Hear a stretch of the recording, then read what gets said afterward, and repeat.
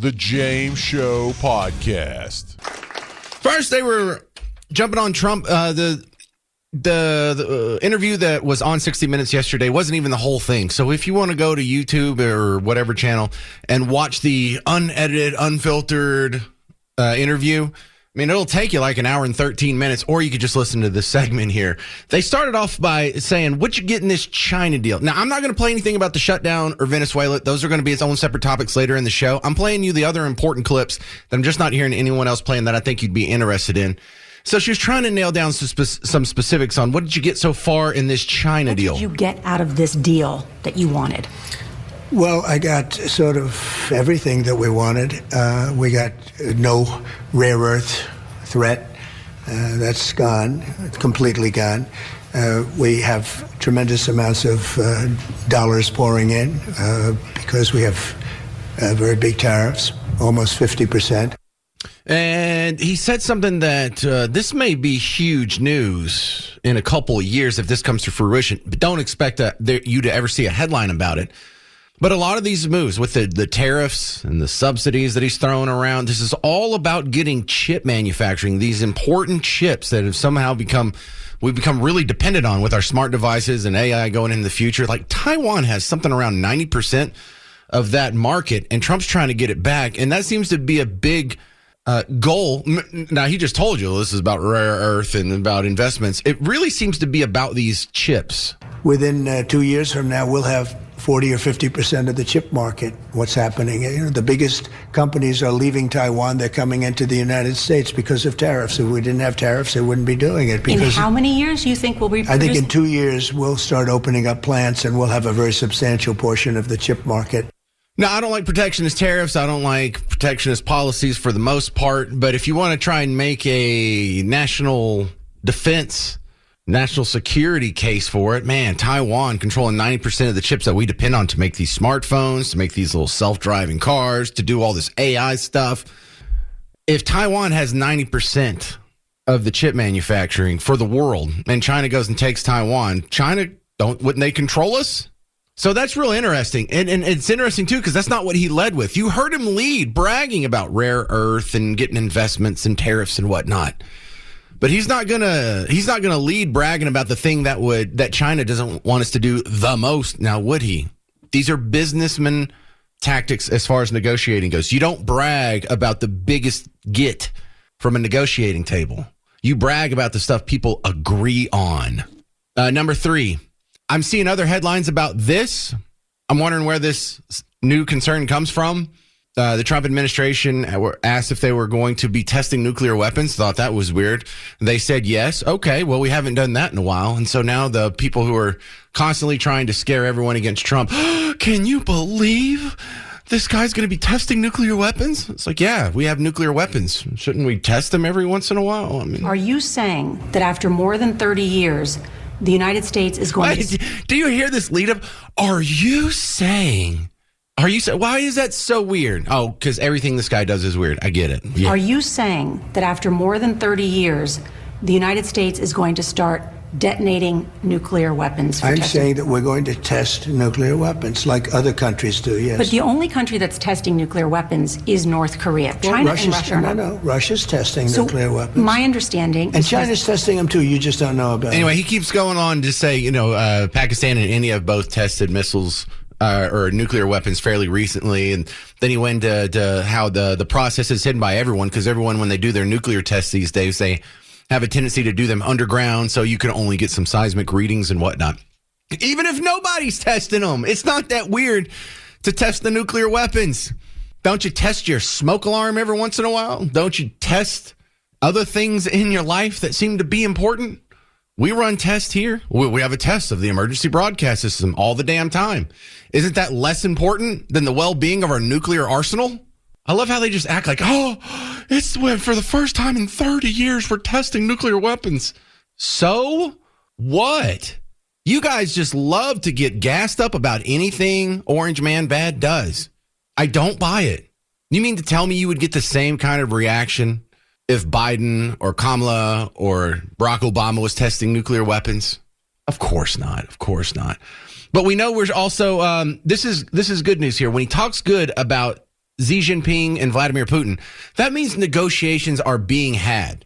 If he comes out and he starts cussing these people, that means there's no negotiations being had, and he's trying to create a pain point. And the fact that he says these nice things, go read Art of the Deal.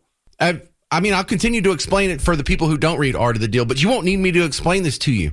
He is in a negotiating process. This is a negotiating tactic. This is the same playbook that's been around since Andrew Carnegie's How to Win Friends and Influence People.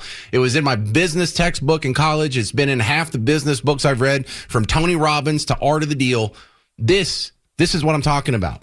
Who's tougher to deal with, Vladimir Putin or Xi Jinping? Both tough, both smart, both. They're both very strong leaders. These are people not to be toyed with. These are people you have to take very serious. They're not walking in saying, "Oh, isn't it a beautiful day? Look how beautiful the sun is shining. It's so nice." These are serious people. These are people that are tough, smart leaders. That tells you progress is being made on both fronts. A further complete trade deal with China and ending the Russia-Ukraine war. I'm not saying it's going to happen. I'm not saying it's going to happen anytime soon. I'm saying he is in the process of working that out, and that's what you can glean from those sound bites. Coming up next, there's a hot story over the weekend. Dallas Express had a exclusive over here where it seems like, maybe, I don't know if the reporting's all correct, John Cornyn and his daughter may be running an influence peddling scheme. Politicians getting paid under the table through their family? What's that like?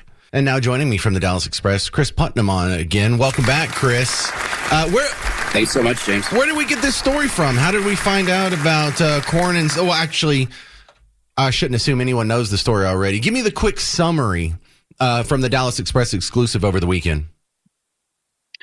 Yeah, so we learned through our sources that Haley Cornyn, the senator's daughter, actually had a role in the Attorney General's office for a number of years. It was a fairly low to mid-level staffing role, and then quickly matriculated after those years at the AG's office, which is ironically, of course, is run by Ken Paxton now, who's the senator's chief opponent in this upcoming primary election for his U.S. Senate seat.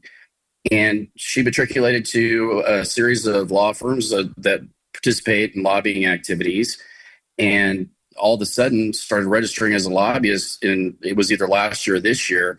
And a lot of the issues or policies that she's lobbying on, her father votes on, and more often than not votes to support those lobbyist activities for the firms that she represents.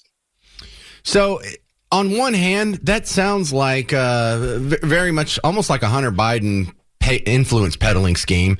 On the other hand, it sounds like something that happens in D.C. every day. You're the child of a sitting senator. You're going to get a cushy job because people want to be able to have access to your dad. So, is this really that scandalous or not?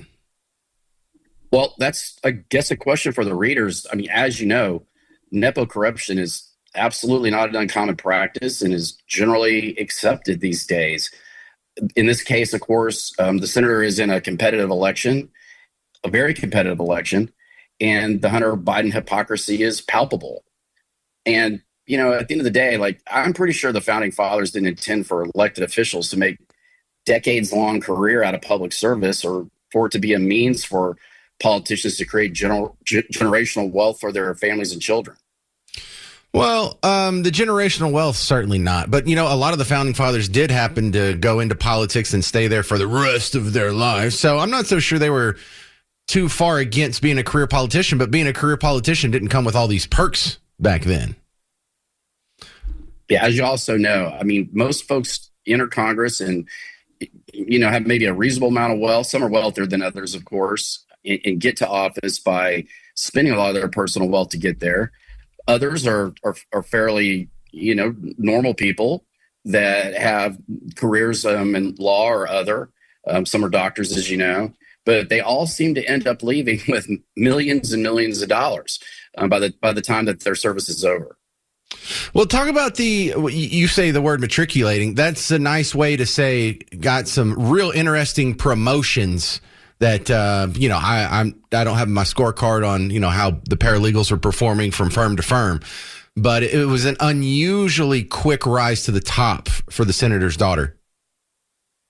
Right. She was in the AG's office between 2016 and 2019. Served as a legislative advisor to a Title IV director, overseeing issues related to child support enforcement, federal compliance, and then joined a law firm, Greenberg Traurig, as a legislative affairs manager. And that firm has billions of dollars in foreign and domestic interest. She did not file at that time to represent a client, a lobbying client, and then ultimately ended up with a group called Patriot Group, which I believe has been rebranded as Hilco Partners, to deal with state healthcare issues, and ultimately ended up representing some of the largest pharmaceutical and healthcare clients in the world, including Amgen, McKesson, and others.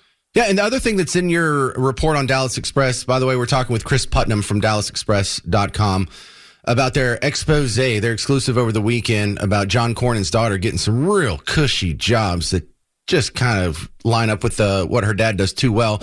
One great example, if you're wondering why John Cornyn has some wild, weird votes when it comes to immigration and visa programs, and it's like that seems out of place for a Republican. It's not just because he's a rhino. It might be because his daughter happens to have a line of business with the people who benefit from that program. Yeah, in this case, there's a lot of Chinese connections as well. There's a lot of work being done around EB-5. For your listeners, that's the program that allows the Chinese to invest in various real estate development projects or other projects in the United States. And in exchange, they get visa access.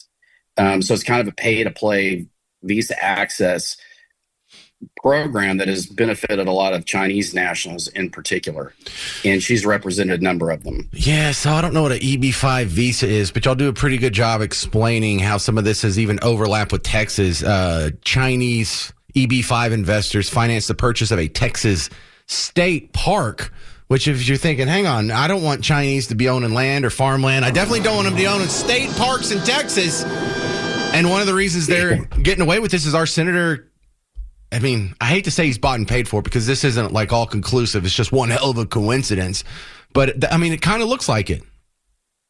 Yeah, there's a number of developments being done west of Fort Worth, kind of the Parker County, Palo Pinto County area, around Mineral Wells, the Baker Hotel. There's a new state park going out there, and there's been a lot of Chinese E5B money that's been directed to those projects. And she's represented, most of those groups. Citibank is one, and Alibaba is another. And there's some meetings that are happening. Plano's meeting is what? Wednesday, to have the discussion on whether or not they will put repealing DART on the ballot, which means the voters in Plano could get to vote on it next year, probably in the May election, Chris? Yeah, it'd be a local election, almost certainly. So, I mean, how do we know that? You've gone through many elections. You've been in office. You were the mayor of Colleyville or something for a while. How do they decide who gets to vote on what when? Well, in this case, it's a little bit unclear. We were in Colleyville. We were never member participants in DART, but we were invited into the text rail system. We were the only community actually between downtown Fort Worth and DFW Airport that did not build a train station and obligate more city sales tax to that program. Because the trick is once you're in, it's a headlock. And the irony here is the very communities that are supposed to be benefiting from DART, the suburbs, transporting workers to and from Dallas into DFW Airport, are the ones asking to get out or minimally greatly reduce their funding contribution. And that's because they're not seeing the benefit. My friend Tony Ortiz, who runs another outlet, Current Revolt, is actually doing a series on this himself in a live video series. He was at a DART station in Plano just this morning taking photographs, which folks can find on his profile on X, and there's almost no riders there. And so DART has a $1.8 billion annual budget, billions of dollars of debt, $223 million is going to be dedicated to debt service next year. And they still plan on a $7.7 billion expansion modernization of their system that no one uses. So dumb. It's like an Alice through the looking glass situation with these transportation bureaucrats. As ridership decreases and fewer people are using it, their answer is, well, let's build more. because if we build more, they will come.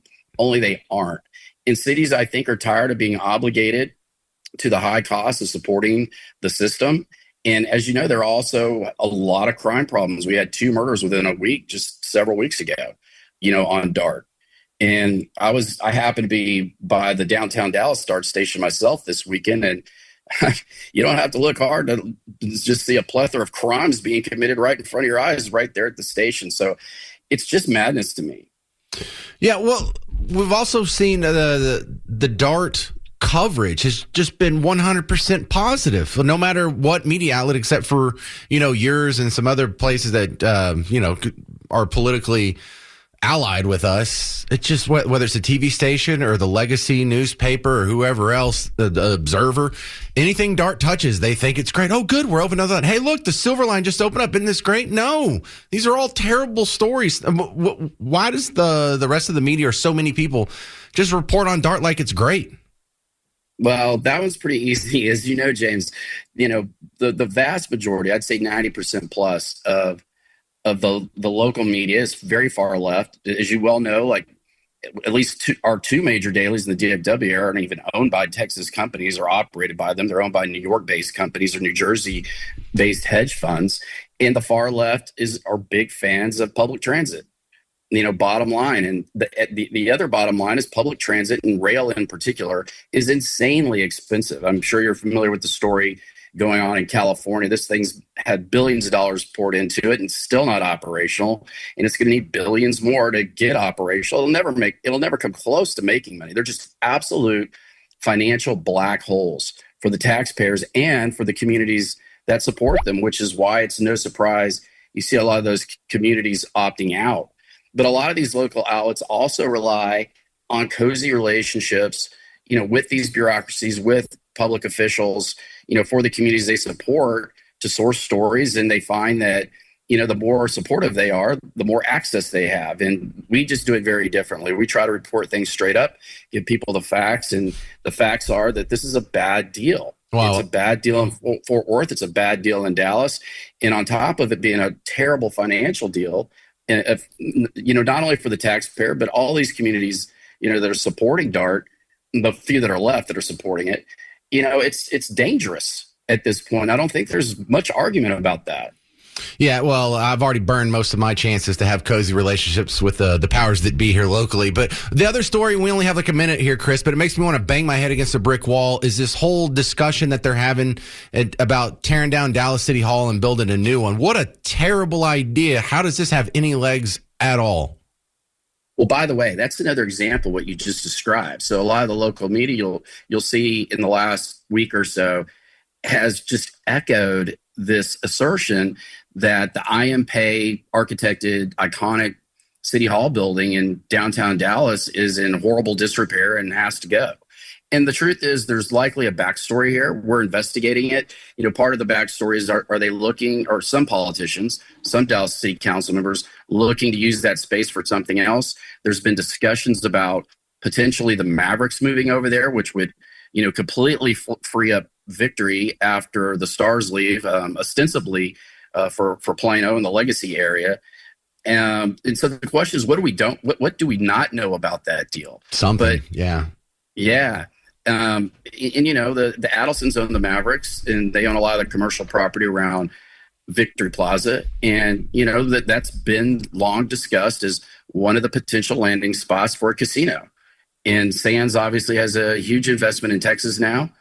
That they were, frankly, I think, the single biggest donors to the Trump administration, even more so than Elon. Wow. And so there's a lot of moving parts like that. And there's a lot of discussions and whispering and rumors going about what's really going on there. But to your point, the media has just completely echoed the narrative that this thing is beyond repair and can't be saved. And it's just such a terrible idea. It just, I can't stress how bad enough that this idea is. Like, even if your house needed some repairs, would you tear it down and build another one?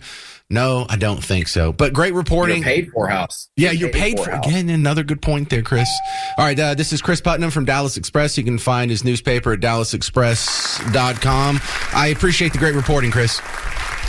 You bet, James. Have a good week. My guest, she was on last week from Minnie's Food Pantry. Dr. Cheryl Jackson is coming back on, and I promised you we would check back in with you on Monday to see how you guys are doing up there. How did Minnie's Food Pantry do over the weekend? You guys doing all right? We are doing okay. We saw a lot of families over the weekend and even the entire week, to be honest with you. We had a chance to sit down and talk to those families. And I mean, this is just real stuff. When I think about the people that we spoke to, the lady who was a senior citizen, she says, I get $100 per month. She said, now I have to choose between my lupus medicine or buying food. And she looked at me and she said, are they trying to kill all the senior citizens? And everyone began to cry. We were all in that room, and we just did a town hall meeting with a lot of the people that we feed on a full-time basis, because I wanted people to understand that the statistics that they hear, there are people behind those statistics, and it's not what we're painting as the person who cannot, who's just sitting up at home. These are senior citizens. These are veterans. These are single parents, mothers working 2 jobs and still can't make ends meet. And so there is a crisis, and we understand, though, that when people understand there's a crisis, our community responds, and they have been responding, and I'm so grateful for it. Dr. Jackson, how much busier was it compared to a normal weekend? Oh, much more busier. From the phones, like I have to have my people on the phones. Usually my lady that's on the phone, she'll come out and help us serve. But we had to have all hands on deck, serving as well as answering the phones, because our phones have rang nonstop from those people saying, how can I get food? Where can I go? I never thought I'd be in this situation. And so it's different. It's a whole new way for us to serve this community.